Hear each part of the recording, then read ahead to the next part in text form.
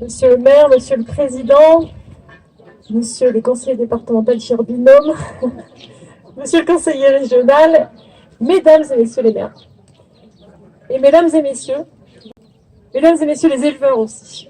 C'est votre journée aujourd'hui. Alors, en tant que conseillère départementale du canton des Corbières, je suis, même à titre personnel, particulièrement heureuse de parler devant vous.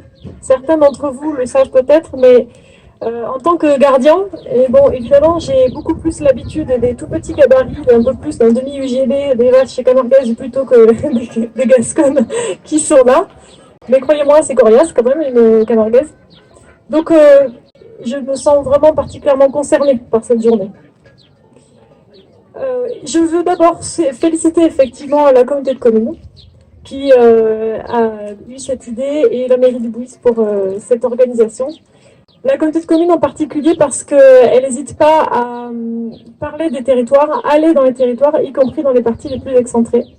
Et en tant que conseillère départementale d'un canton très rural, je peux vous dire qu'on a bien besoin des collectivités, bon le département évidemment, mais il ne peut pas tout, et on a besoin des communautés de communes parce qu'il faut qu'on unisse nos forces pour nos territoires ruraux, vu effectivement la déliquescence des services publics et l'abandon un petit peu de l'État qu'on dénonce régulièrement.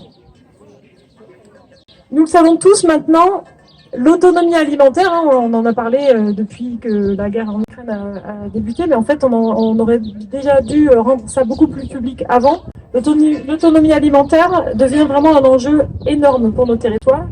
Et sur la commune de Bouis, si je ne me trompe pas, l'une des communes qui fournit le plus de viande dans le département de l'Aude, on peut dire que c'est une commune et un territoire autour qui relève ce défi de cette fonction nourricière des populations. Et ça, c'est quand même quelque chose qui est primordial pour vous, éleveurs, pour vous, agriculteurs.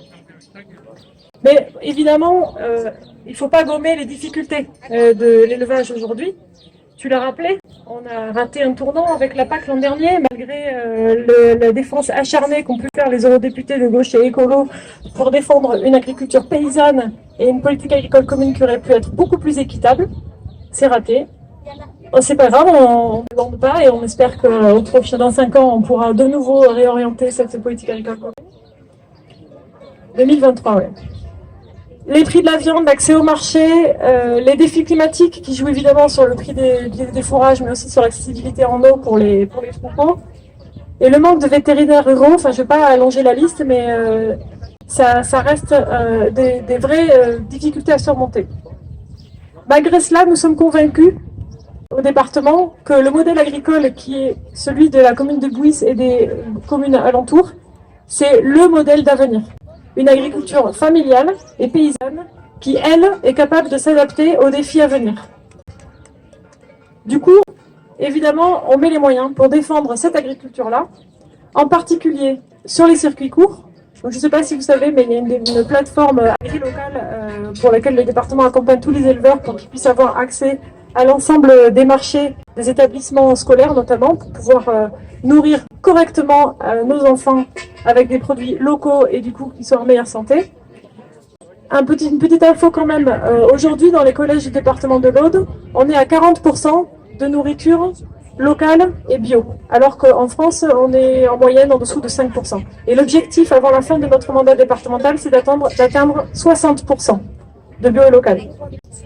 Certains le savent peut-être, mais récemment, par exemple, on a organisé une formation pour les agents cuistots des cuisines dans les collèges du département pour leur apprendre à travailler, à découper, à travailler la viande bovine audoise.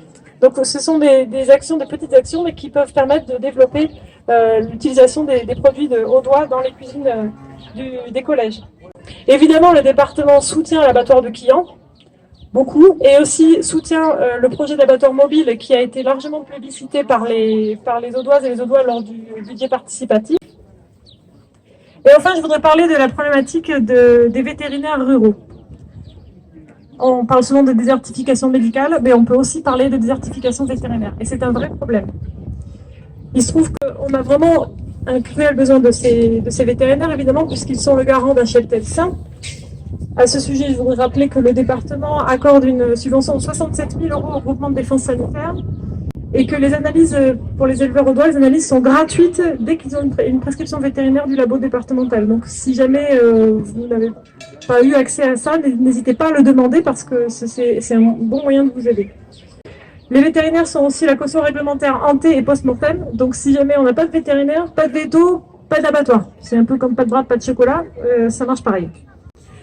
Alors, comme on a cette pénurie que les services de l'État sont plutôt un peu comme nous, les bras ballants disant bah, qu'est-ce qu'on fait, il y a récemment une nouvelle loi qui a été votée pour permettre aux collectivités de s'emparer de cette question. Bon, une fois de plus, je tiens juste à faire remarquer que l'État se décharge sur les collectivités pour pouvoir faire le boulot à leur place.